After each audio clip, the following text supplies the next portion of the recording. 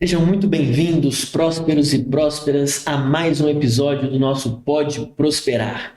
E hoje nós vamos estar iniciando uma série muito importante, o Horizonte Comum da Educação. Nós precisamos falar sobre esse tema, porque a educação é algo que realmente transforma vidas. E hoje, mais de 70% dos estudantes estão na escola pública.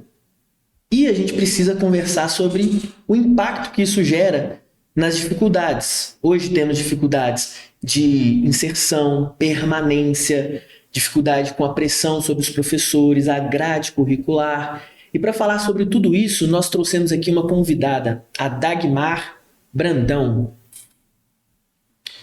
Ela é mestre em Ciências Sociais, especialista em gestão escolar, especialista em avaliação educacional e em metodologia do ensino superior, professora e pedagoga. Já foi secretária de Educação, secretária adjunta, diretora de Centro de Formação dos Profissionais da Educação de BH, gerente de Políticas Pedagógicas da Rede Municipal de Educação de BH e diretora de Escola Pública. De conselhos e entidades, ela já foi vice-presidente da Regional Norte de Minas, da UNDIME, que é a União dos Dirigentes Municipais de Educação. Já foi coordenadora da Comissão de Planejamento e Políticas do Conselho Municipal do Idoso. E ela também é membro do Conselho Editorial da revista Educa BH. Ela realiza diversas consultorias para secretarias municipais de educação, para secretarias municipais de assistência social. Ela já escreveu 23 cadernos pedagógicos para o ensino fundamental das redes públicas e coordenou mais de 30 eventos na área de educação básica. Realmente, é uma pessoa que não só conhece a educação da sala de aula, mas que esteve presente na formulação de projetos, na formação de professores. É uma pessoa realmente preparada para falar sobre esse tema. Dagmar, muito prazer receber você aqui. É uma honra. Ô Samuel, o prazer é meu. Eu estou muito feliz de estar aqui. Eu penso que você falou de todo o meu currículo, toda a minha militância foi na educação pública e agora eu faço parte do Instituto Prosperar, que é o terceiro setor. Então, para mim é motivo de grande aprendizagem, né? Eu penso que é uma oportunidade e eu quero agradecer demais a possibilidade de estar aqui falando um pouco de educação. Educação tem sido a pauta da minha vida, sabe? Tem sido a minha agenda e eu tenho muita paixão por isso. Então, ter essa oportunidade, para mim, é uma alegria. Então, obrigada, viu? Obrigada pelo convite, obrigada por estar aqui. Muito obrigada por fazer parte desse contexto que, para mim, faz grande diferença. Maravilha. Realmente é um prazer nosso tê-la aqui conosco para essa conversa. E antes de qualquer coisa, eu gostaria de saber o que te levou a enveredar pela educação? De onde que veio essa paixão, essa missão que você fala assim, missão de vida, educação? Você sabe que eu acho que tem coisas que são colocadas na nossa vida por um viés ancestral, por algo que a gente não tem domínio nem decisão, porque eu sinto assim na educação. Eu sou de uma família que eu fui a primeira a fazer ensino superior, eu fui a primeira a conseguir fazer um mestrado. Então eu penso que eu quebrei um padrão familiar quando se pensa em educação, sabe? Uau. As gerações que vieram depois de mim já tiveram outro acesso, né? Na minha família, hoje, eu tenho pessoas que cursaram, que tiveram oportunidade, que hoje são médicos, né? Dentistas, advogados, mas que vieram depois de mim. E aí, às vezes, eu fico pensando assim, olha, eu acho que eu abri caminhos na educação para a minha família. Talvez isso por si só justificasse, né, a existência de estar aqui nesse mundo. Mas eu acho que, para além disso, Eu tenho tanto orgulho de ser uma militante da educação pública, sabe? De saber que a minha construção é para essas crianças, é para esses adolescentes. Escola, né? Com uma escola que eu acredito que é com qualidade, com justiça social, né? Corrigindo as desigualdades. Então, eu tenho muito orgulho dessa trajetória. Que maravilha, dá para ver que você fala com orgulho, né? É uma trajetória que marcou a sua vida e que você está nela até hoje, né? Como você bem falou agora, como diretora aí pedagógica do Instituto Social Prosperar. Mas vamos lá, eu queria saber, para a gente começar a nossa conversa, o que diferencia a educação viva do modelo tradicional que ainda predomina hoje? Olha, a educação, ela pode ser uma educação que seja transgressora, ela pode ser uma educação que reflete a vida, que reflete todo o trabalho de uma realidade. Se ela for uma educação que agrega, que coloca todo mundo para dentro, que não faz distinção, né, que trata todos com igualdade, detalhe, eu penso que a educação viva, ela garante direitos iguais para todos, mas ela trata cada um distintamente, né? Porque é importante que você seja visto nas suas diferenças. Então, acho que essa educação viva é uma educação do tempo atual, é uma educação que tem como princípio a inclusão de todos. Todos fazem parte.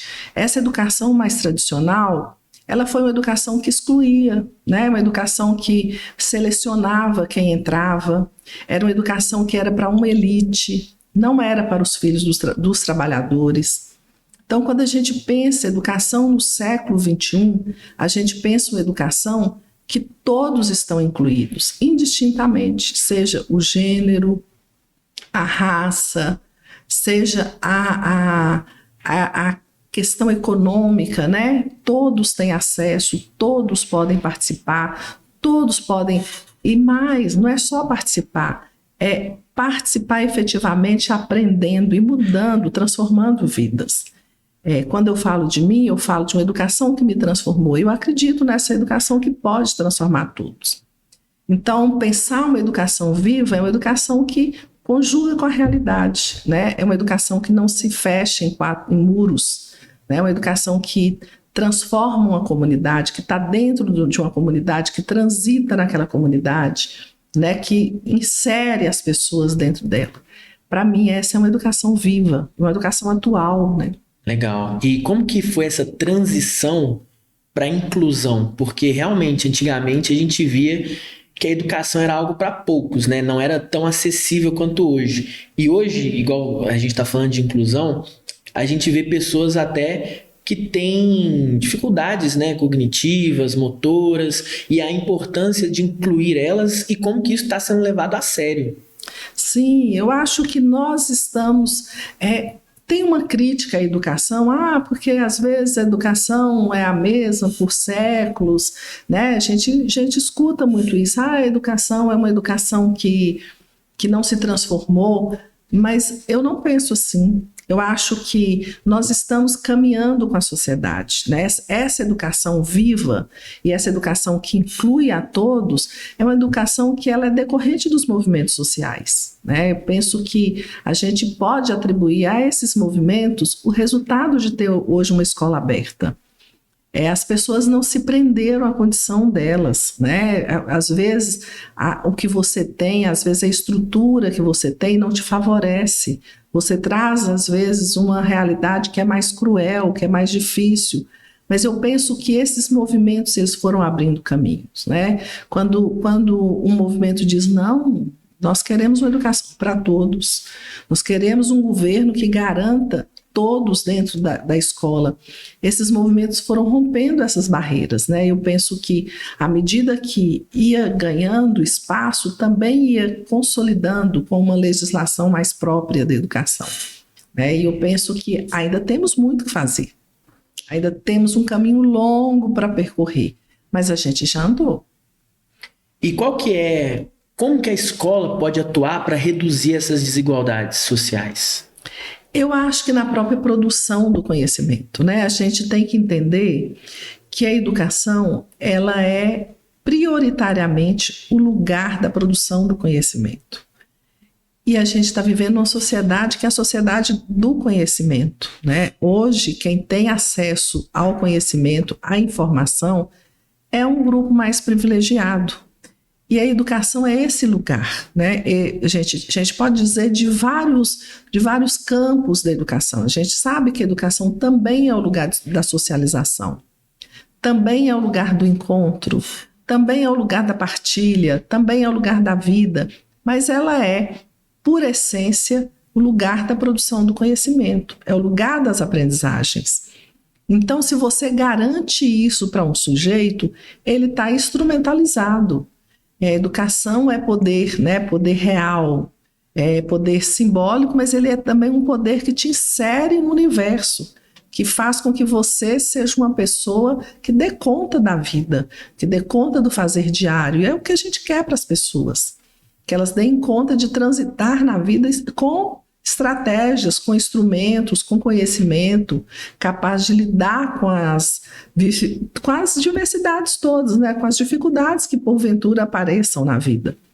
Então, formar para a vida é você garantir que essa criança, que esse adolescente, que esse jovem, que ele tenha essa oportunidade. E o lugar da escola é esse. Eu digo sempre que a escola, ela é o lugar mais democrático que existe dentro de uma sociedade.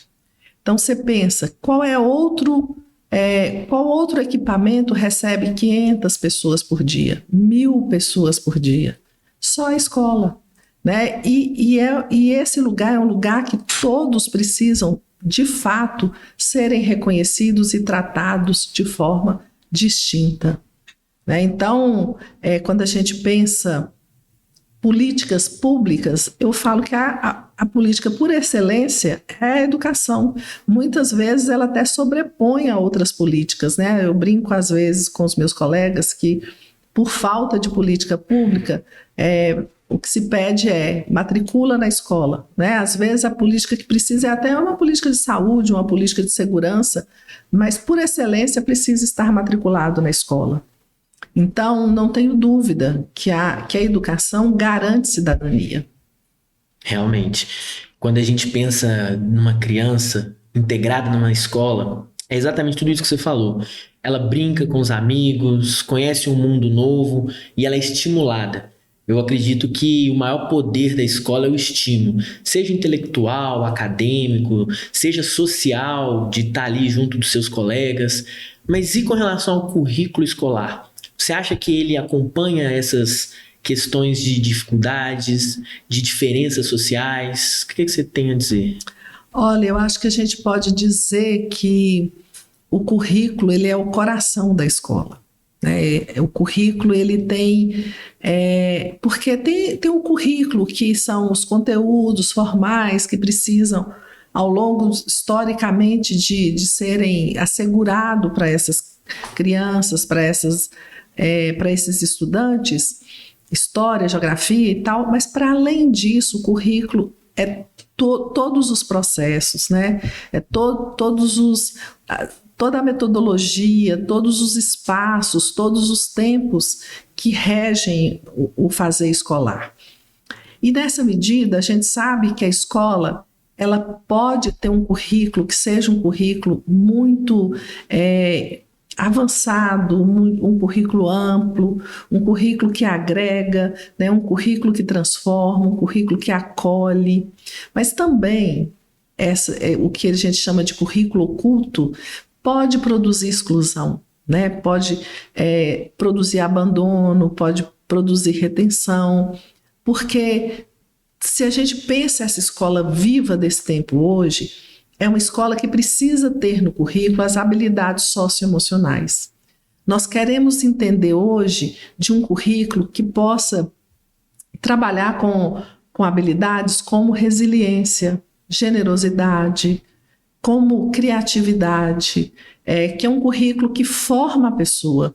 Nós não podemos mais pensar uma escola que a única dimensão dessa escola seja a dimensão intelectual, né? Que a única dimensão dessa escola seja a dimensão mental.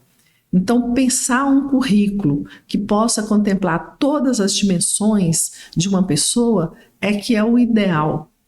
E eu acho que esse é o exercício desse momento. É a gente pensar um currículo para o mundo atual, para esse milênio, para esse século. A gente vê a escola se transformando quando a gente pensa nesse currículo, né? Hoje, nós temos outros atores entrando dentro da escola. Não é só o professor. A gente tinha uma escola que o ator que produziu o conhecimento era único, exclusivamente o professor. Hoje não, hoje tem, o Miguel Arroio diz, né, dessa escola que hoje vive uma disputa de território, porque tem outros atores entrando para dentro da escola, como profissional de apoio escolar, como monitor do tempo integral. Então são profissionais que vão agregando a esse universo para pensar nessa escola que contempla todas as dimensões da formação humana. E isso é transgressor, né? Existe uma disputa colocada hoje nesse território, mas é uma disputa favorável, né? Para uma construção mais complexa para o mundo atual, né? Que também está mais complexo, né? Então, eu penso que o currículo hoje, ele precisa dar conta dessas várias dimensões, dessa multiplicidade de situações que a gente vive. Hoje tudo é colocado dentro da escola, né? De uma forma geral, todos os conteúdos do mundo real, eles estão dentro da escola. A violência, né? A questão da sexualidade, a questão de gênero, porque isso é real, né? Porque isso é da vida real. E porque se todos os estudantes estão dentro da escola, todos eles trazem toda essa carga, nós não podemos ficar indiferentes a isso. A escola viva, ela entende esse movimento, ela trata a diversidade, ela trata as diferenças, né? Ela torna todos os diferentes possíveis para conviver nesse espaço.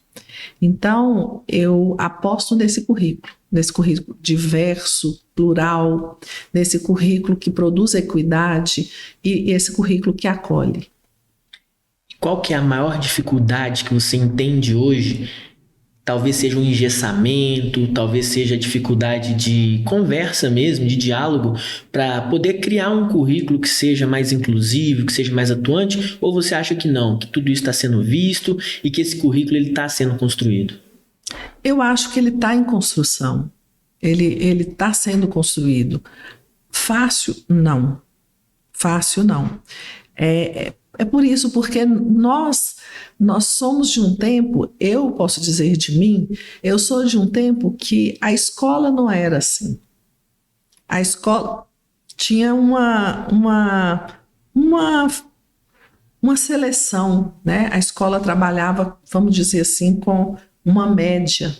Aqueles que faziam parte dessa média. Primeiro só a elite mesmo, depois vamos selecionar aqui, né? Vamos fazer aqui uma média de quem pode entrar nessa escola. Quando essa escola se abre para todos, tem uma dificuldade colocada? Tem. Nós somos de uma outra época. Eu acho que esse é um momento de transição, né? Um momento que a escola está podendo contemplar essa diversidade porque está posta, está ali dentro, né? Não tem como negar. E ao mesmo tempo, você confronta até com a sua educação, né? Com como você foi formado, porque pela escola que você passou. Então, a gente fica entre o desejo do passado, mas a previsão do futuro, né? E esse presente aqui nos desafia o tempo inteiro, nos provoca, diz pra gente, olha, saia do lugar, vamos ter que construir algo novo aqui. Isso não é fácil, mas assim, eu transito em muitas redes, né? Assim, já passei por muitas redes de educação no país e eu vejo esse movimento acontecendo em vários lugares, em várias escolas, de forma diferente, né? Não é igual. Mesmo que a gente tenha um parâmetro único para o Brasil inteiro, mesmo que a gente tenha diretrizes únicas para o Brasil, mas as diferenças elas também estão postas no campo da escola, no campo de uma rede de educação, né? Isso vai vai afunilando, mas a gente sabe que tem escola que avançou mais, tem escola que avançou menos, então esse é um período de transição.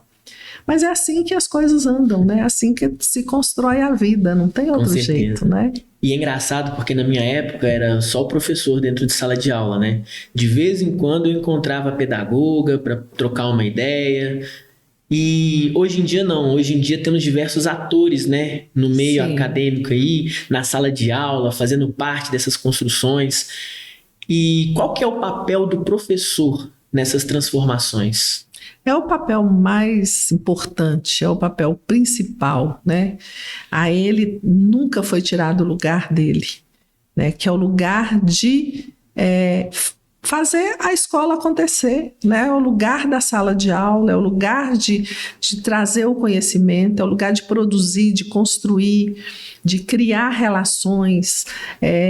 O professor, ele é o centro, né? Ali junto com o aluno, ele tece a rotina, ele tece o dia a dia e ele tem essa grande responsabilidade. Para o professor não existe receio, né? Às vezes as pessoas falam, com as tecnologias, agora nós vamos ter educação, vai diminuir o papel do professor, a educação vai ser por EAD, vai ser isso aqui. Não, ninguém tira o lugar do professor, né? Por excelência, ele é figura central dentro desse processo todo, porque é através dessa relação professor-estudante, professor-aluno, é que se faz a educação, é que se constrói a equidade. Tudo isso que a gente está falando, que é preciso garantir nessa educação viva, ela se constrói nessa relação professor-aluno, né? Então, ele é assegurado o lugar da produção do conhecimento, né? O lugar de tecer as aprendizagens. Eu digo assim que dentro da escola, o que é mais caro quando a gente pensa em termos, nos dois sentidos, né? Tanto no investimento financeiro, quanto na questão da prioridade, eu falo que é nas relações e nas pessoas. Porque isso é que é caro dentro de uma escola. Porque nós estamos falando de formação humana. Processos de formação humana. Quando a gente fala de processo de formação humana, a nossa matéria-prima é a mais fina que existe no universo, né? Então, você, professor, você tem uma possibilidade enorme de fazer com que a vida seja mais interessante, seja melhor, seja mais possível para os seus alunos, né? Pensa como que isso pode ser importante, como isso é fundamental na formação de uma pessoa, você ter um professor que possa positivamente te colocar na vida, né? Então, eu acredito que o papel do professor, ele é prioritário, ele é primeiro, né? Ele é de uma aposta grande, né? Ele é caro. Então, esse investimento nunca pode deixar de existir. Com certeza. E é interessante porque eu lembro dos meus professores até hoje, né? Eu já abandonei aí a escola, né? Deixei de estudar há um bom tempo. Quando eu falo da escola tradicional, né? Sim. Aquela lá de primeiro ano, segundo ano. Eu até formei jovem, formei com 17 anos. Super jovem. Terminei meu terceiro ano do ensino médio. Aí eu já quis fazer uma faculdade, trabalhar, né, e assim seguir a vida. Mas até hoje eu lembro dos meus professores e todos eles de alguma forma marcaram a minha trajetória. Sim. Eu lembro dos ensinamentos, eu lembro dos conselhos, né, acaba indo também um pouco para além da vida, porque a escola é um ecossistema. Né? Ali você vai encontrar pessoas, você vai passar a maior parte do seu tempo quando você é jovem, ainda mais se a gente estiver falando de uma escola integral, que a criança ela fica os 2 períodos. Pensa muito tempo. É praticamente o dia inteiro que a criança passa ali. E hoje em dia, nessa escola viva, está ficando cada vez mais necessário uma escola de tempo integral para que os pais possam trabalhar, tanto o pai quanto a mãe, porque não tem mais aquela tradição da mãe ficar em casa cuidando dos filhos. Hoje não, as mulheres estão se posicionando no mercado de trabalho, né, os pais também, e todo mundo junto ali para fazer a renda da casa. Então a criança acaba tendo que ficar dentro da escola esse período todo. Mas aí a gente também entra com um problema. o acesso ele já é garantido, mas nem todas as crianças têm acesso. Algumas acabam não indo para a escola. E quando vão, a gente tem o problema da permanência, que às vezes, né, a gente vê aí com a defasagem no transporte escolar, muitas crianças têm dificuldade de ir para a escola, de serem assistidas nesse trajeto. A gente tem até algumas notícias mesmo de crianças que às vezes andam alguns quilômetros, depois pegam um barco, fazem todo um esforço para ir para a escola. E isso já atrapalha, né? Porque estar na escola por si só já é um esforço. E tudo isso visando o sucesso da criança, né? Que ela possa estudar, que ela possa se desenvolver. Como que você vê essa dificuldade e a permanência? Tanto a dificuldade de acesso, quanto essa dificuldade de permanência da criança? Olha, hoje o grande desafio da escola tem sido a permanência e a aprendizagem. Garantir a aprendizagem para todos, garantir que a escola produza equidade. A gente pode dizer que a gente tem garantia de acesso. Nós temos aí algumas modalidades de ensino que a gente ainda está no momento de transição, como a educação infantil, né? A educação infantil, ela era uma opção que às vezes não era garantida para os pais. E eu penso que com o Fundeb, né, com a mudança do Fundef para o Fundeb, que inclui a educação infantil no financiamento, a gente muda essa realidade, a gente começa a dizer, olha, é preciso garantir a educação infantil para todas as crianças. E a gente não tem 100% ainda garantido, né? Os municípios têm, essa competência ficou para os municípios e essa construção está sendo realizada, mas a gente não atingiu ainda 100%. A educação infantil é uma opção da família, mas mesmo aquela família que todos que querem colocar os filhos dentro da escola, a gente não tem ainda 100% de garantia de acesso. A gente pode dizer que o ensino fundamental a gente garante acesso, né? O ensino médio você garante acesso, mas às vezes longe da casa da pessoa, enfim. Mas o básico ali a gente tem talvez garantido acesso. A permanência ainda desafia muito, é isso que você falou, né? Às vezes o estudante está na zona rural, né, tem que andar quilômetros para chegar na escola. Às vezes, ele, na própria região metropolitana, né, não tem uma escola tão próxima, ele tem que deslocar de um transporte escolar. E não só isso, a permanência está ligada a ele de fato frequentar a escola. E a gente, principalmente quem é da educação pública, lida com um universo que é o mais vulnerável. É o mais frágil. Então, muitas vezes, as nossas escolas estão em áreas de muita desestrutura, de muita vulnerabilidade, né? Áreas de risco. E aí, esse estudante frequentar diariamente, ter uma frequência de todos os dias estarem dentro da escola, eles, às vezes, não têm essa permanência. E isso é que também desdobra na falta da garantia da aprendizagem, né? A gente, talvez o maior de todos eles, quando você pensa em acesso, permanência e aprendizagem, é garantir a aprendizagem para todo mundo. Antecede garantir a aprendizagem, garantir a permanência, que todos estejam dentro da escola aprendendo, né? Porque é esse universo, né? Eu vejo que existe um exercício das redes em construir políticas públicas que traga essa garantia. Políticas públicas que formam rede de proteção. Porque quando a gente está falando de escola viva e de uma escola que não só garante a aprendizagem, a gente precisa de pensar numa escola que também cuida. Muita gente fala, mas isso não é função da escola. Mas é. Hoje é.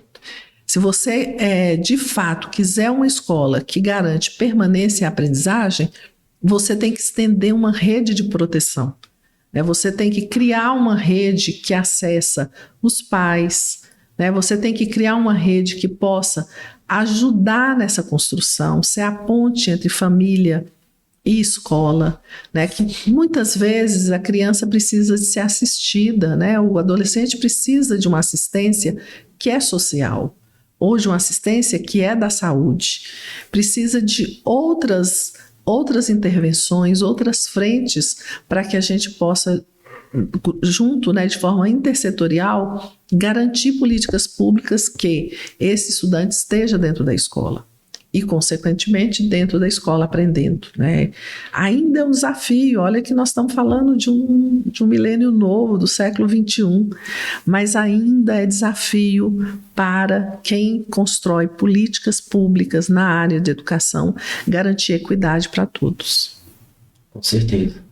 Eu vejo que tem um índice crescente de pessoas que estão até abandonando a escola porque não sentem essa presença, né, que você falou, da rede de apoio. Conectar os pais, fornecer ajuda para as famílias, né, assistência mesmo para as famílias que precisam.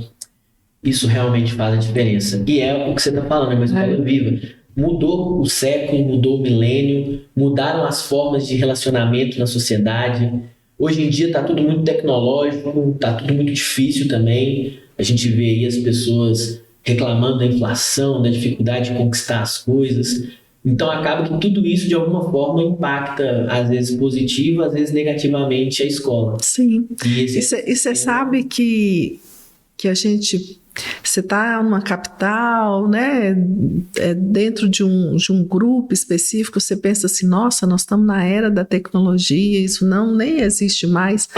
Eu sou do norte de Minas, e você falou aí, eu fiquei lembrando desse momento, e a gente tem um sítio próximo ali de Montes Claros, Januária, e eu fui passar uns dias nas minhas férias lá, e eu, nessa época, não foi por agora, mas recente, né, pouco tempo, eu andando assim entrei assim numa área mais de mato para andar e encontrei uma senhora. E ela estava com lenha, carregando lenha para acender o fogo para fazer o almoço. E aí a gente começou a conversar e ela, conversa vem, conversa vai, ela falou, deixa eu ir embora, porque eu tô levando lenha para fazer o meu almoço. Na hora que ela falou, tô levando a lenha para fazer o meu almoço, eu falei, nossa, para tudo, né? Na época dessa tecnologia louca, na época que as pessoas cozinhar significa, às vezes, 2 minutos, né? Você põe no micro-ondas, já tá pronto. Ainda tem pessoas que saem de manhã, pegam a lenha para chegar em casa, para acender o fogo, para fazer a comida, né? Então, as diferenças que existem dentro do nosso Brasil, elas são enormes, né? Elas são de um poder, assim, irreal às vezes, né? Então, do mesmo jeito que eu penso a escola para esse sujeito que está aqui na capital, né, dentro de um grupo privilegiado, dentro de um grupo que pode cozinhar em 2, 3 minutos, eu tenho que pensar essa educação para essa realidade, né? Que a pessoa levanta, vai pegar a lenha para acender o fogo, para fazer o almoço, quer dizer, todo o exercício dela talvez de construção da manhã dela toda até meio-dia é para dar conta de fazer o almoço, né? Então, esse exemplo é para dizer que esse desafio que provoca quem está hoje na educação, principalmente na educação pública. Quando a gente fala de garantia de acesso, permanência e aprendizagem para todos, nós estamos falando desse lugar, dessa realidade tão desigual, né, tão distinta que é posto para a gente no Brasil. Você trazendo essa reflexão realmente, a gente tem vários Brasis dentro desse Brasil. Tem o que faz o Cup Noodles ali em 2 minutos e tem o que às vezes leva 4 horas para fazer um almoço ou até mais, porque tem que pegar a lenha, cortar a lenha. E isso desenvolve, né, tanto capital, interior, e como também a tecnologia afeta dentro da sala de aula, porque a criança tem acesso a um celular em alguns lugares, e ela pode pesquisar ali na internet ou no chat GPT, e até mesmo discutir com o professor, professor, o chat GPT falou outra coisa. Sim. E a gente vê também essa realidade do outro lado, que ela não tem como fazer isso, porque mal tem o que comer, e a gente tem que entender todas essas realidades e trabalhar com cada uma. Mas pegando esse gancho da criança ou do adolescente, como que o aluno pode ser o protagonista dentro da sala de aula, dentro desse novo ecossistema, dentro da educação viva? Olha, o grande desafio, né? Outro grande desafio da escola, porque quando o aluno ele sente que aquela aula, né, que a escola, que aquele conteúdo faz sentido para ele é protagonista. Né? Ele entra na construção daquele conhecimento, ele entra na produção daquele conhecimento. Como pode trazer esse aluno para que ele, de fato, seja um sujeito daquela construção? Como desafiá-lo para que ele não se sinta à parte, né? Primeiro, a gente falando, né, dessas realidades distintas, a gente eu vivi uma experiência na rede de Belo Horizonte, na rede municipal de Belo Horizonte, da construção de uma EJA, que é a Educação de Jovens e Adultos, que pudesse estimular a presença desse sujeito que tinha perdido, né, o tempo ali, ele não cursou no tempo devido à escola, e às vezes ele fica desanimado de retornar para a escola. E a gente ficou pensando de que maneira que você pode agregar esse sujeito, né, como que você pode trazer esse sujeito para dentro da escola. Porque a gente percebia que muitas vezes o estudante chegava para dentro da escola, mas ele não sentia que ele pertencia àquele espaço. Aquele espaço era de uma estranheza enorme, então ele não achava que ele tinha direito àquilo, né? Ele chegava, ele não se reconhecia ali, ele achava aquilo tudo muito diferente da vida dele, né? Da realidade dele. E às vezes ele ficava ali 1-2 meses e ia embora.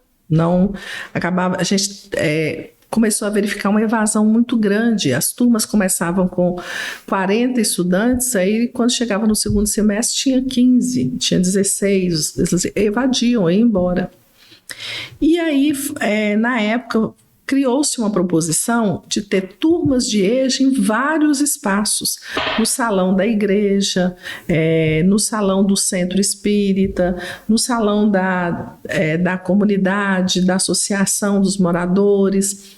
Então a gente foi criando possibilidades de abrir turmas aonde nos solicitavam.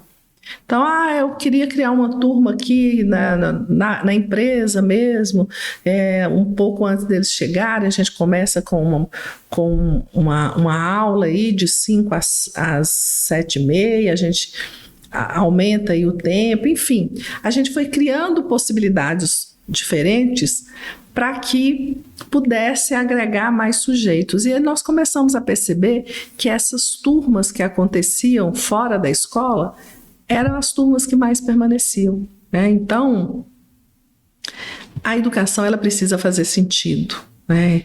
A educação precisa ser uma educação que o aluno fala assim, não, isso tem significado para mim, né? Isso me mobiliza, isso aí, olha, é interessante. E eu dei um exemplo, mas não precisa ser algo tão extraordinário. Às vezes a construção diária aqui, né, a forma, a metodologia, o espaço da escuta, o espaço da pergunta, o espaço do questionamento, o espaço do fazer, do elaborar, às vezes esse espaço já agrega, né, já traz esse aluno para esse lugar do sentido, do significado, para que ele seja também ator e construtor do seu aprendizado, né? A gente aprende, eu falo sempre que na ação a gente aprende, né? A gente se forma na prática. Praticando, né? Fazendo. Fazendo. Então, essa escola mais do fazer, né? Que a reflexão é sobre o fazer, ela tem possibilitado mais esse sujeito nessa construção. E se fosse para você fazer? Se fosse para você redesenhar a educação, como é que você faria? Tem tantos exemplos que eu acho que, por mais que eu traga exemplos aqui, eu vou cair em algum exemplo existente, sabe? Então, eu vou te dizer de alguns exemplos que eu já vi, que eu acredito. que eu penso que facilita a educação. Eu conheci um exemplo de uma escola que trabalhava com imigrantes. Então, uma escola que dentro dela tinha 19 línguas, assim, imigrantes de 19 países. E essa escola construiu um currículo que é um currículo vivo. Primeiro, o aluno ele tinha a possibilidade de construir os tempos dele. Ele podia dizer, olha, uma parte do currículo dele, ele podia dizer, olha, eu gostaria de fazer tecnologia, eu gostaria de fazer laboratório de língua, eu gostaria de fazer artes cênicas, ele pode construir uma parte do currículo dele, inclusive nos tempos que ele possui, que ele tem livre. E ele passava por uma parte que a gente pode dizer assim, que seria uma parte da necessidade que ele carregava, né? Olha, você precisa ter uma aula de português, você precisa melhorar essa parte, você precisa trabalhar um pouco mais com ciência, você precisa trabalhar um pouco mais com matemática. Então, vamos ver aqui como que nós vamos juntar esse currículo e favorecer para que você possa vir. Então, era um currículo flutuante. Ele podia ter aula de manhã, podia ter outro dia uma aula à tarde, ele podia ter uma outra aula à noite, e ao mesmo tempo ele tinha uma parte que era optativa e uma parte que era obrigatória. Então, essa é uma escola que eu via que fluía muito bem, né? Assim, não tinha problema de disciplina, não tinha uma questão e o trabalho era de oficinas, né? De fazer, de construir, de laboratórios. Então, atividades muita parte maker, de construção mesmo. Esse é um tipo.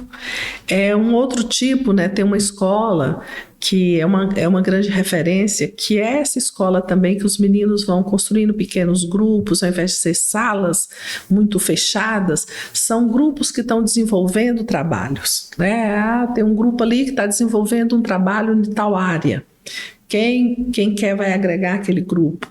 O outro aqui está consertando bicicleta, vai aprender a consertar bicicleta. Então, vai resolver. Esse grupo aqui tem um mentor, tem um professor que entra com o que é constituído socialmente, né? Que é o conteúdo para aquela oficina, mas tem o fazer, ele aprende fazendo. Tem um outro grupo aqui que está pesquisando sobre meio ambiente, sobre sustentabilidade, né? Então, essa escola mais ligada nas opções, no desejo, mas também na produção do conhecimento. Eu acho que essa é uma escola que eu aposto. Uau! E é interessante porque a gente vê que realmente é o futuro, né?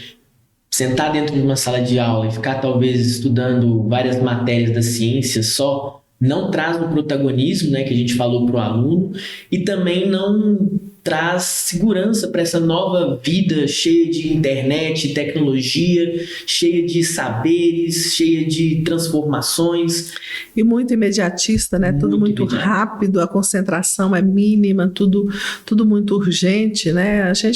Com certeza, a escola ainda tem um caminho aí para chegar nesse ter time. Oficinas, projetos interdisciplinares, tudo isso que você falou, com certeza agregaria muito para a gente formar cidadãos e também formar pessoas. Porque o ser humano ele é muito complexo. Eu já vi um modelo de escola que a sala de aula era por grupos, né? Tinha uma estação de trabalho aqui que era uma estação de trabalho em grupo. Então, um grupo aqui de 5, 6 estudantes estava nessa estação fazendo as atividades. Tinha um outro grupo aqui que estava trabalhando com o computador, fazendo pesquisa.